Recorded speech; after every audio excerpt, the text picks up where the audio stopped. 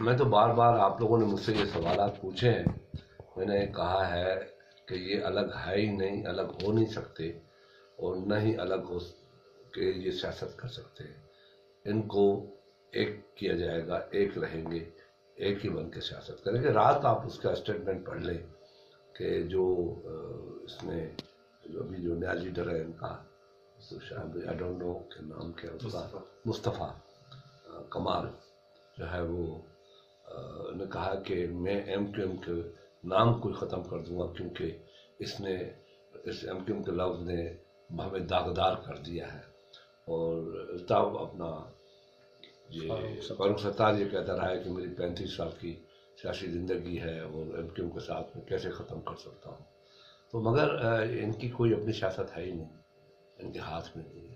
یہ مجبور لوگ ہیں، جہاں بھی ان کو کہا جائے گا وہاں جائیں گے۔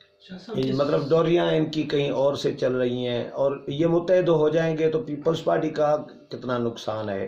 کوئی نقصان پیپلز پارٹی کا نہیں ہے۔ یہ متحد ہو بھی جائے تو ان کے ہاتھ میں کچھ نہیں آئے گا۔ ووٹ ان کے ہاتھ میں نہیں ہے، ووٹ کسی اور کے ہاتھ میں ہے، جہاں تک میری سمجھ ہے۔ آج